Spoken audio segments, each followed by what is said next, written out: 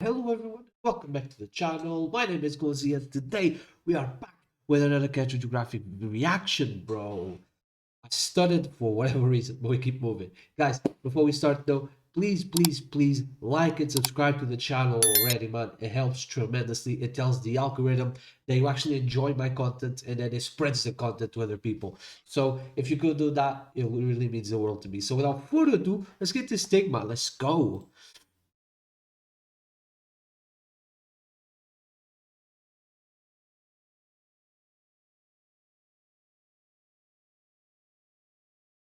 How crows gave Earth's biggest city the middle finger, bro. Let's go. Drink water. Love your mom. I love you. I love you. I love you. Do you have any idea how stressful a street war with birds would be? No, you don't. Because you don't live in Tokyo. Tokyo has a gang problem. The problem is the members aren't human and can fly. At one point, there were more than 36,000 crows crowding the eastern capital, thanks to the massive amounts of trash produced by the city each year. Crows are basically monkeys minus thumbs, but with unlimited airtime, and as corvids, along with others like ravens, jackdaws, and magpies, make up the smartest group of things with wings on the planet. Smart enough to use cars really as smart, nutcrackers, bro. only to collect when the walk sign's on, and smart enough to memorize garbage routes for different parts of the city, just to snatch trash. Bro, they literally memorize your face, bro. For like years. So they can run the fade again, bro. Before the workers do. But a habitual feather menace won't just wait for you to trash it, as Tokyo crows have robbed people to steal their loot. The bird called Garasu has bloodied the faces of school children while trying to make off with candy, and have even broken into classrooms to raid lunchboxes. They'll also storm zoos for a living lunch, often in the form of kidnapping baby prairie dogs and ducklings. Not to mention they'll attack livestock, pecking at the udders and causing cuts that can lead to infection. That is if they don't just bleed out. In 2017, Tokyo's government received over 600 complaints of civilians thrashed by the aerial urbanite, with most coming in the spring, their nesting season. Which brings another problem. Crows nesting in utility poles have caused blackouts, and using fiber optic cables as material has brought down entire broadband networks. One time even shutting down high-speed bullet train service in Akita. Hundreds of millions in yen are spent each year removing nests, with the Hokuriku Electric Company stripping 15,880 in 2018. Yet somehow the crows seem to shake it off. How? Well, because the crows started making decoy dummy nests to lead them away from the real ones. Crows and Tokyoites have been beefing for years, but it didn't escalate until a certain event in 2001, when one crow decided to dive bomb a man while he was playing golf. That man was Governor Shintaro Ishara, and he swiftly declared conflict on the corvids, with promises of changing Japan's national dish to crow pie. Since then, it's been on site and flight, with the government trying everything to combat a vindictive air terrorist, employing hawk mercenaries to try to fight fire with feathers, and even installing beehives in the heart of Ginza, so the Kimpachi can give the crows a taste of arguably even more of a flying crash out. But one thing about Japan, you don't with the Yakuza, and these air gangsters have been testing people in ways arguably no other city animal ever has. And for all humanity's hubris, this might be the one time we have to eat crow. And not in the way that Chiji had in mind. So how did a bird manage to humble a nation the most since the Emu War of 32? Because at least emus are damn near dinosaur size. Well, like almost every Bro, emus actually won a war in Australia, you know.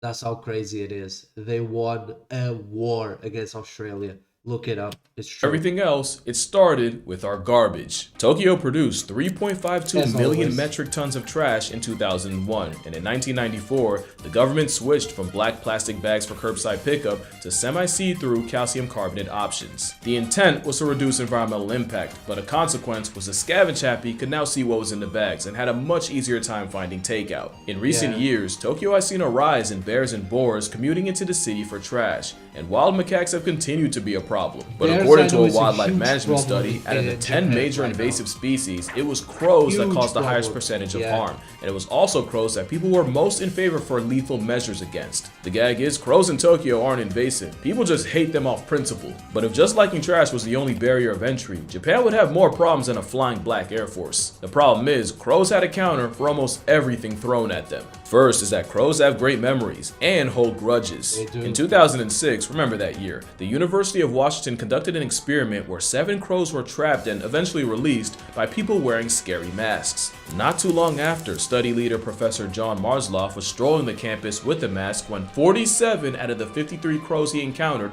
violently rejected to his presence. Each following year, the number of vindictive, on-site campus crows grew and peaked in 2013. Even though at this point, they'd only see the mask twice a year for a few hours, and especially even though most of the crows on the offensive weren't even alive at the start of the study. It wasn't until September 2023 that the harassment eventually stopped, and it probably wasn't even that they forgot, just that it took 17 years for them to drop the vendetta. There's also the implication that crows can communicate so well that even those born after the study could instantly tell which masks meant bad. So yeah, that memory is good for more than just garbage routes. You do wrong by a crow, you're screwed for a very long time, which Tokyoites have learned the stressful way. One man, Hiroshi Takaku, saw a couple of his colleagues being attacked by a few crows and fended them off by swinging his belt. The crows backed off, but the next day, they returned to work to find hundreds of crows posted up on their building of business, waiting for them. So safe to say, conventional extermination doesn't really work on an animal that can learn the look of the workers doing it and will mob them on sight. They also tried traps where they'd bait the crows with food like lard and then gas the captured crows with carbon monoxide. But not only was that method way more costly than it was worth, they didn't expect a group of goth tweeties named Murder to turn death into a life lesson.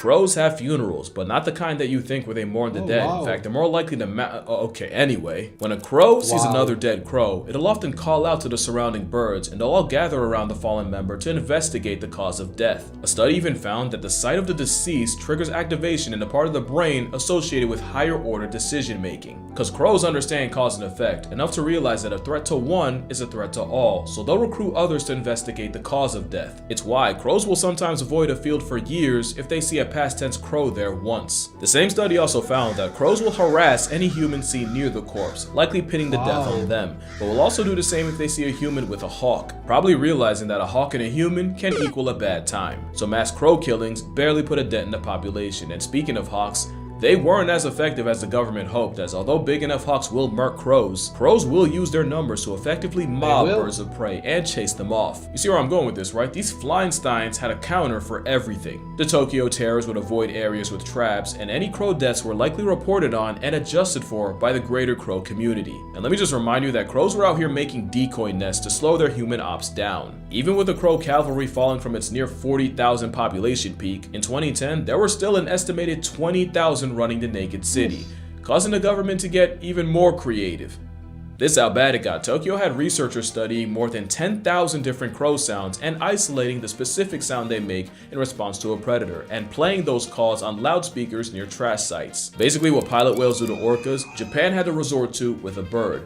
But really, the only thing that made a difference was regulating the very problem that caused it. People started covering their trash with blue protective tarps, and Utsunomiya University professor Shuri Sugira helped develop a special yellow garbage bag that the crows couldn't see through. And it had to be a very specific yellow or else it wouldn't work. Many places like restaurants in Ginza pivoted to having their garbage collected at night, instead of the crows' prime time of late morning. But by far, the most effective measure was just making less trash in the first place. And Tokyo's 3.52 million metric tons of trash in 2001 was cut down to 2.45 million in 2024. Eventually, the crow numbers would start to chip away, and in 2026, the population is only 20% of its peak 2 decades ago. That was the only way a trash terrorist was going to be beat, as bird experts noted that the traps would only work on younger, dumber crows, and that the birds even figured out how to work around the protective tarps. But some experts worry that the war isn't over, that it's only a matter of time before the next wave of street-smart crow fiends rise up again. Crows are just too smart to be defeated by conventional methods, because crows are not a conventional bird. In fact, they might have the most unconventional form of self-defense. Crows are the biggest trolls in the animal kingdom, and I don't think it's close. But what if I told you the rage bait's strategic?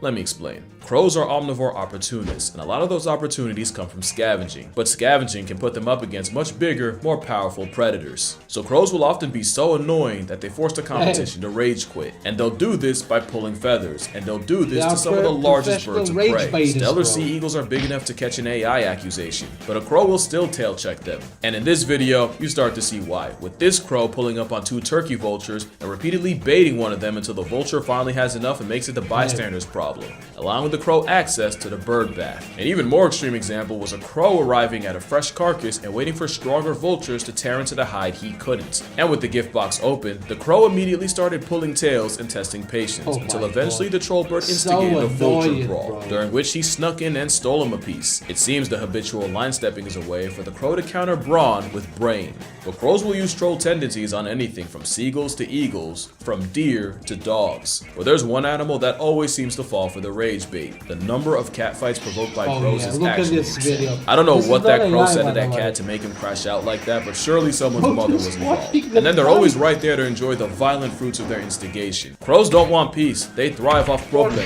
just to hover above it like a boxing promoter. Now it's possible the crows recognize the cats as a threat, and this is a 900 IQ play to kill 2 birds with 1 stone, or 2 cats with 1 crow. It would make sense for crows to turn cats on each other, especially if they have fledglings or a nest nearby. But crows are also smart enough to just do stuff for fun, and they're smart enough to use tools to do it. So I could 100% see crows using live cats as tools for their own amusement. Especially since in a lot of these clips, the crows don't look like they have anything to gain. No food, no agenda, just free will and love of the game. So what do you think? Anti-predator measures, resource access strategy, or just pure trolling? Just pure Who's to say it's not all three, but whatever it is, it does unlock a new level of the crow's IQ.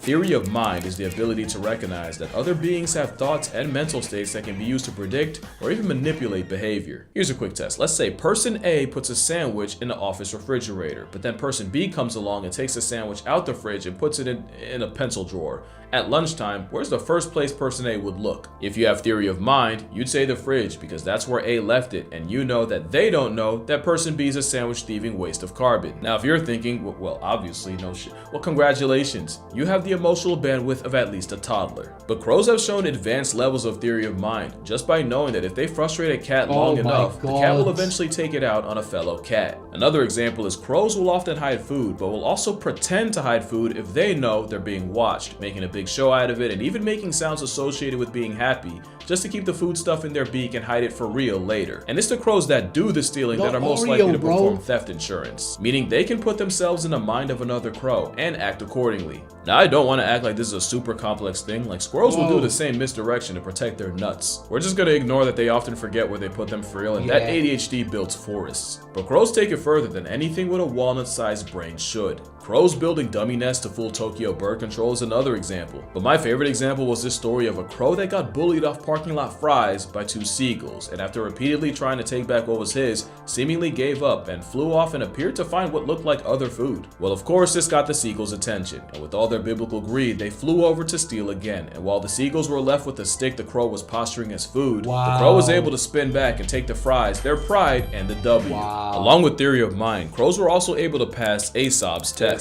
In this one, the animal would need the foresight to understand that they could reach a treat in a small tube by dropping stones to raise the water level high enough. Raccoons were able to pass the test, as were apes, although they got creative, with an orangutan spitting water into the tube to grab the prize, and a chimpanzee just peeing in it. When it was the crow's turn to step to the plate, not only did they pass, they knew enough to use solid sinking objects over those that float, and understood that using the same logic with a tube full of sand made no sense. That performance put the crow on par with a 5 to 7-year-old child, which again, is pretty solid for an animal with a brain the weight of 3 nickels. Interestingly, crows did not pass the mirror test, and save for 2 European magpies, corvids in general didn't seem to recognize the bird in the mirror. But they do seem to understand the concept of reflection, with Caledonian crows able to find hidden food that was only visible by looking at a mirror from a certain angle. But forget everything I just said. Did you know crows can understand analogy? Being able to clock an analogy like bird is to air what fish is to, water, was believed to be a strictly human trait, but studies show that primates like chimpanzees and even monkeys like baboons can learn the concept. So how do we figure out crows can too? I'm gonna explain, but first, you gotta lock in. Okay? Lock in. Lock in. Alright, let's do it. I'm locked in. So this test, led by Edward Wasserman of the University of Iowa, started off pretty simple. First, they trained 2 hooded crows to match the correct card to the sample card. They'd have 3 cards and 2 cups. The card in the middle would be the sample card, and it would be something like 2 blue circles. And the 2 cards would be on top of the 2 cups, and one card might be something like 1 red and 1 blue circle, and the other one could be a square and a triangle. See, now the crow would have to understand that the correct card would be the one that also has 2 circles, and picking the right one would reveal a juicy mealworm at the bottom of the cup. The other cup contains nothing because wrong answers deserve nothing. Another example would be if the middle card had 2 pink squares and option 1 had a pink circle and a pink triangle and option 2 had 2 green triangles, then the correct answer would be the one that also has all pink. The crows passed easily. Wow. But that wasn't the experiment. That was the warm-up. Because I just described identity matching to sample, IMTS. The real test would be if they could solve relational matching to sample, or RMTS. RMTS basically means if the sample pair is AA and your options are BB and CD, then the right answer would be BB. You would pick BB. If the sample was CD and your options were EF and GG, you'd pick EF. Yep. See, now that's analogical thinking because AA and BB aren't literally the same, but they are in terms of the relationship the letters in the pair have to each other. So right here, the crow would have to understand that because the sample card has 2 different samples, then the card with the reward would also have 2 different shapes. Nice. Alright, try it again. Nice. Bueno. Now you want to hear the kicker?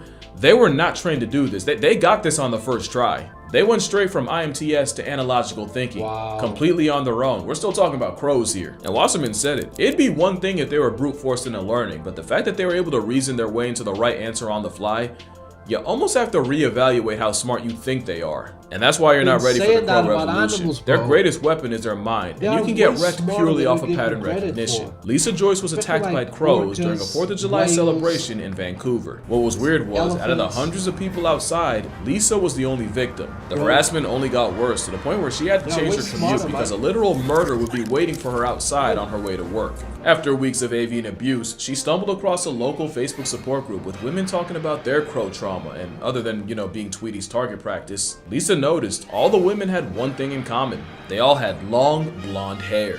As for why blonde bias, well, you might find your answer in Seattle. That's where science writer and fellow blonde Lynn Peoples was jogging when she took multiple bird strikes to the back of the dome. Later in her jog, she saw a man, probably having a mental episode, absolutely crashing out at the birds at the park, chasing and kicking at them, birds that included crows. He also had a long ponytail. Guess what color it was? You can catch heat from a murder as a bystander, and your only options are to move, dye your hair, or I guess you could wait in the house for 17 years like a cicada. Crow hate crimes have gotten so common, someone developed an app to track crow attacks, and crow tracks quickly gained thousands of reports. As much as I love crows, I can understand why people are terrified of them. They're the most human bird on the planet, and that is really uncomfortable to some people. Well, let me make it worse. Because corvids like crows, but especially ravens, have had a relationship with wolves that is eerily familiar. You see, corvids will scavenge off wolves' leftovers, but often it's the flying dry snitch that leads the pack to them in the first place. In return, the wolves seem to tolerate the birds picking at the meat once the wolves have ripped it open. But it's not just a business relationship, as ravens and crows have been seen playing with wolves in Yellowstone, sometimes grabbing sticks to play tug-of-war, or sometimes even flying above the wolves to get them to jump at them. The birds seem to especially favor playing with wolf pups, and naturalists watching swear by corvids having emotional bonds with specific members of the pack. Not to mention Caledonian crows, the ones that pass the tube test, can not only use tools, but they'll build them, like with multiple steps. Like if you give a Caledonian a box with food and a bunch of sticks, but none of the sticks are long enough to reach the prize, the crow has the presence of mind to combine multiple sticks to retrieve the treat. That kind of compound tool use basically puts them at primate tier. So let's see here, able to use tools, hold grudges, wage straight up war, befriend wolves, understand analogies. Yeah, either they're the humans of birds or we're the crows of primates. And that's probably the biggest reason why people fear them. They're arguably the biggest threat to human hubris. If Thanos snaps us all out of existence, don't be surprised if we come back to a black Air Force in the driver's seat. And that's gonna do it for this video. Drink water, hug your mother. I for one welcome our imminent avian overlords, just for anyone watching. Shout out Acknowledge your father, and I'ma see y'all in the next one. So there you have it, guys. That was another banger by Casual Geographic, man. Hope you guys enjoyed it as much as I did. Once again, shout out to crows. Drink water, hug your mom, all that good stuff. All glory to Jesus Christ, and I'll see you guys in the next one. Goodbye. You crawl out the smoke, call me by my own name, play back every scene, every loss, every close shame. You remember that night, you reminded it in slow frame. Try to stain where you wash, but that stain don't hold same. You circle my mind like a vulture on cold prey.